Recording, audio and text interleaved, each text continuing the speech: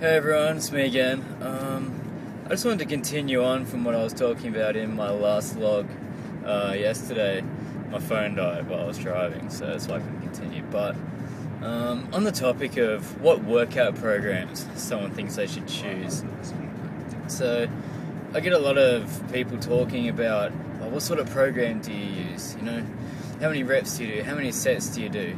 You know, oh, you shouldn't be doing this because you need, 3 days rest between each body part, or you should only hit each body part once a week, or whatever. In the grand scheme of things, whatever you choose is going to work, right? It doesn't matter whether you hit a body part, twice, even 3 times in a week. If it works for you, that's great. Sometimes people might need to hit it only once a week and it'll grow. And really, that's what it all comes down to, is finding what routine works best for you. Now, I see a lot of people doing these, advanced routines, which is just far beyond what they should be doing.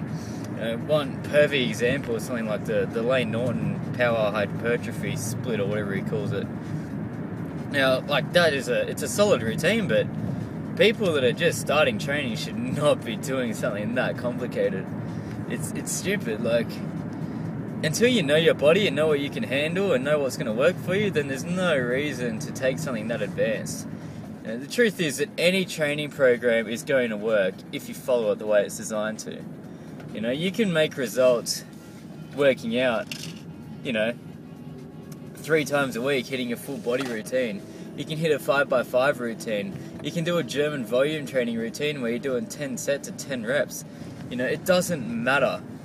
What matters is, as long as you put in enough effort and you're putting in 100% into whatever program you choose, whether it's something that's been laid out for you already or whether it's something you've designed for yourself, that's what matters. You need to be putting in 100% effort each time.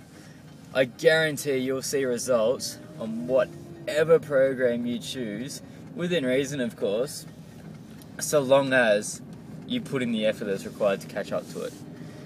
Anyone can grow on anything. It's just a matter of putting in that effort. Too many times I see people that'll, do like a 5x5 workout routine and then wonder why they're not progressing, and they'll blame their training program. Well, the truth is, it's not your training program that's the fault.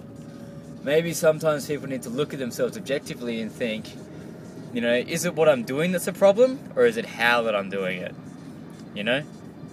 Anyone can go into the gym and bust out X amount of sets for X amount of reps. It's not hard. But how many people can go into the gym and honestly say that they train, and they train as hard as possible? And that brings me on to something else, and that's overtraining. And I get a lot of people talking to me all the time about how, oh no, you train too often, you train too hard, you shouldn't go to failure, all that. This sort of research suggests that you shouldn't be, smashing your body parts so much, it's not going to recover. Truth is, we give our bodies nowhere near the amount of credit that they deserve. Now, our bodies are capable of adapting to so many different things, and they can do it so efficiently, and we don't even realize it.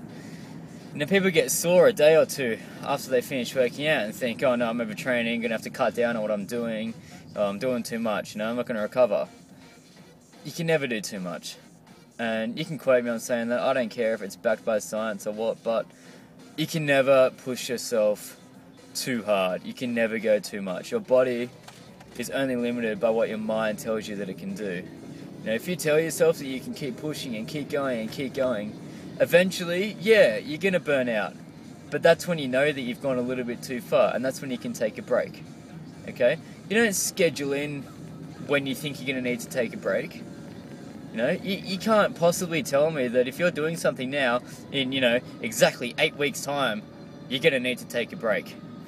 How can you know? You might be still full of energy in that time period. Is taking a break when you're still full of energy really the most optimal thing that you can do? Of course not. It's stupid. In saying that as well, you might get burnt out after 6 weeks and need to take a little bit of time off. It's not overtraining, Being run down a little bit out of energy because you've been working yourself hard isn't overtraining, okay? And that's something that I want to get clear to people. Overtraining is something that, it's an excuse that's been made up by people that are afraid of a little bit of hard work. And I don't care whether you don't agree with my views on that, but seriously, until you realize how far you can actually push yourself and how far your mind can actually take you, then you're never going to experience as much potential as you actually can from training. You can never do too much. Never.